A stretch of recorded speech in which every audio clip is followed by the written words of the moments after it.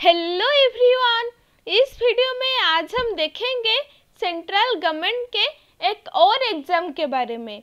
आज मैं आपको बताऊंगी CUET एग्ज़ाम के बारे में। अगर इस वीडियो आपको पसंद आएगी तो प्लीज़ मेरे चैनल को सब्सक्राइब ज़रूर कर देना और साइड में दी गई जो बेल आइकन को ज़रूर प्रेस कर देना ताकि आपको मेरी न्यू वीडियो का नोटिफिकेशन आते रहे। इस वीडियो अगर आपको पसंद आएगी तो प्लीज़ इस वीडियो को ज़्यादा से ज़्यादा ज़रूर शेयर करना ताकि ये वीडियो सबके पास पहुंच सके। आज हम इस वीडियो में देखेंगे CUET एग्ज़ाम के फुली डिटेल्स, ये एग्ज़ाम क्यों कंडक्ट किया जाता है एंड एग्ज़ाम पैटर्न्स ये वगैरह। तो चलिए स्टार्ट करते हैं। CUET एग्ज़ाम, इसका फुल फॉर्म होता है कॉमन यूनिवर्सिटीज एंट्रेंस टेस्ट। ये NTA के थ्रू कंडक्ट किया जाता है। NTA का फुल फॉर्म होता है नेशनल टेस्टिंग एजेंट। ये एक सेंट्रल गवर्नमेंट का एग्ज़ाम है जिसके थ्रू सारे सेंट्रल एग्ज़ाम्स और एंट्रेंस कंडक्ट किया जाता है। CUET एग्ज़ाम देने का मकसद क्या है? आगे क्या होता था, अगर एक स्टूडेंट चाहेगा कि वो एक अच्छे यूनिवर्सिटी में एडमिशन करवाए तो उसका जो एडमिशन होता था 12th के परसेंटेज और मार्क्स को देखकर एडमिशन होता था। अगर कोई स्टूडेंट का 12th में परसेंटेज कम हो गया तो उसको अच्छे यूनिवर्सिटीज़ नहीं मिल पाते थे।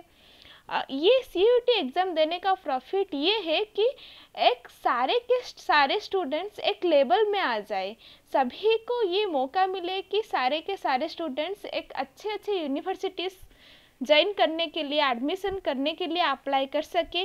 तो CUET एग्ज़ाम कंडक्ट करने का सिर्फ ये मकसद है कि सारे के सारे स्टूडेंट्स एप्लीकेबल हो सके कि अच्छे सेंट्रल यूनिवर्सिटीज़ में एडमिशन करवाए।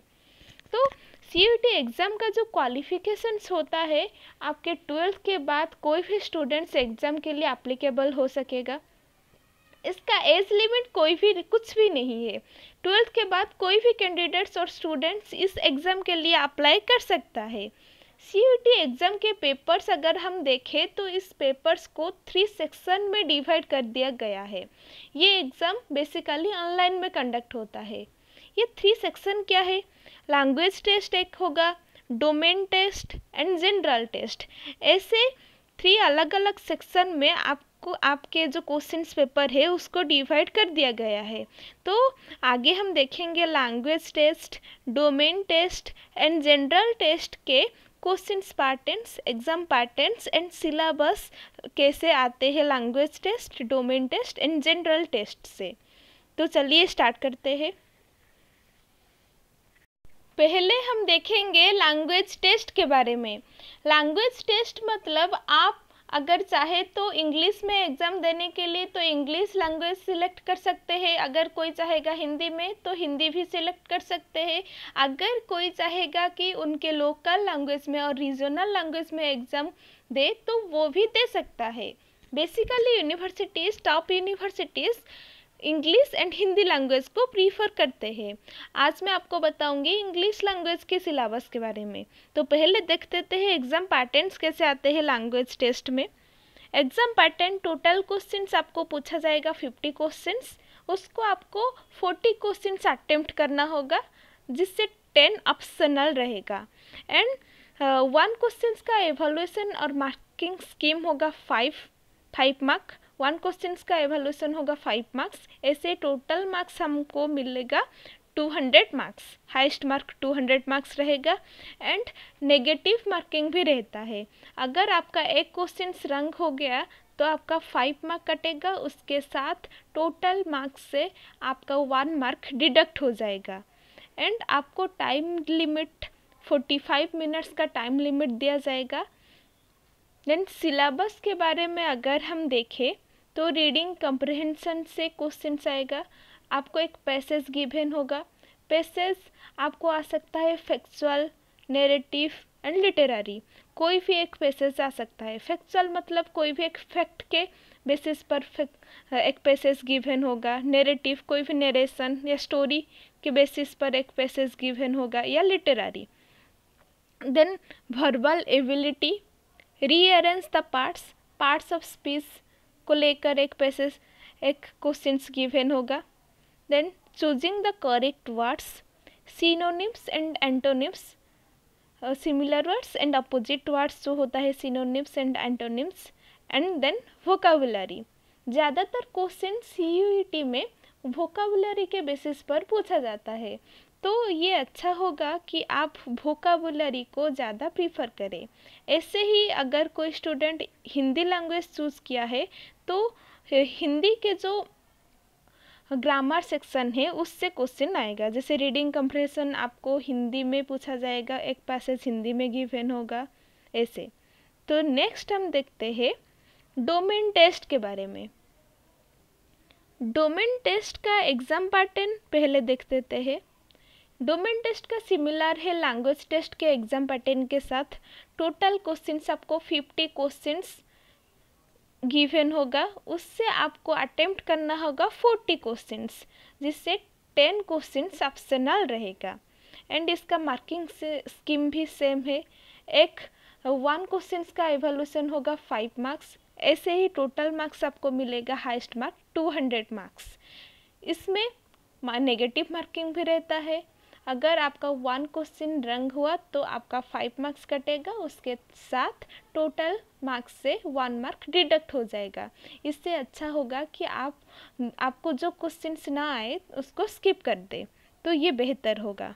देन इसका भी टाइम लिमिट सेम है, 45 मिनट का टाइम आपको गिवन होगा।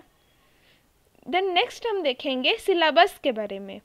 सिलेबस क्लास 12 के टोटल NCERT से आएगा। जैसे एवरी स्ट्रीम के लिए अलग अलग टॉपिक्स अवेलेबल होगा। अगर आपका साइंस स्ट्रीम है तो साइंस के टॉपिक्स आपको दिया जाएंगे। इससे आप डोमेन के लिए आपको मैक्सिमम 6 टॉपिक आप सिलेक्ट कर सकते हैं। मैक्सिमम 6 टॉपिक सिलेक्ट करके आप एग्ज़ाम दे सकते हैं। अगर कोई 4 चाहेगा तो 4 भी कर सकता है, ये आपके ऊपर डिपेंड करता है। मतलब आपको डोमेन टेस्ट में मैक्सिमम टॉपिक 6 टॉपिक के लिए अवेलेबल होगा, इससे ज़्यादा आप टॉपिक सेक्शन सिलेक्ट नहीं कर सकते हैं। देन 11th के सिलेबस से भी क्वेश्चन आएगा, मतलब ये डायरेक्ट नहीं पूछा जाएगा। 11 से ज़्यादातर क्वेश्चंस नहीं आएंगे, और जितने भी क्वेश्चंस आएंगे आपको डायरेक्ट नहीं पूछा जाएगा।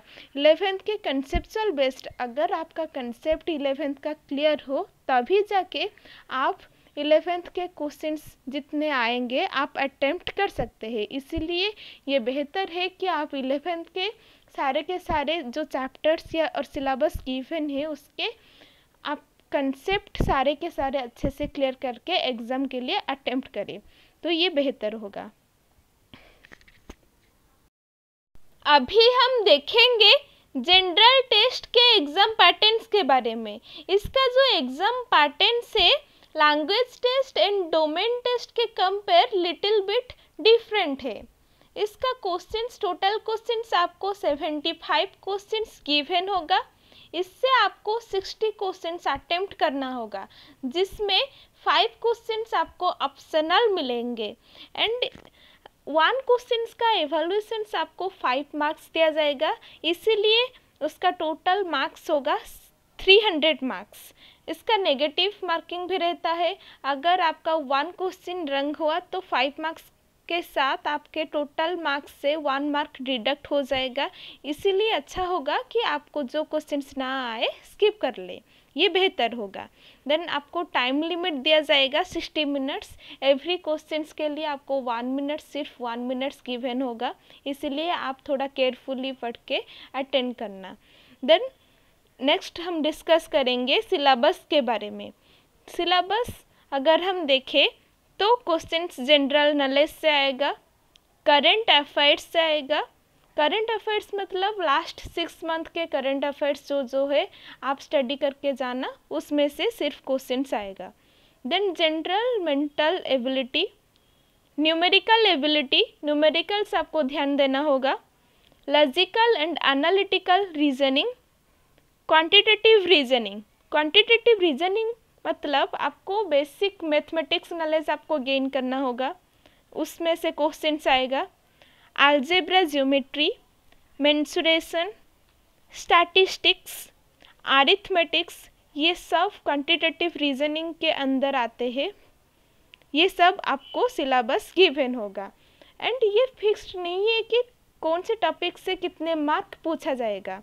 ये सीयूटी जो सीयूटी एग्ज़ाम में हर साल डिफरेंट क्वेश्चन स्कीम्स रहता है, डिफरेंट टॉपिक्स के लिए डिफरेंट मार्क्स स्कीम्स रहता है, इसलिए ये फिक्स्ड नहीं है कि कौन से टॉपिक से कितने मार्क्स आपको गिवन होंगे क्वेश्चंस।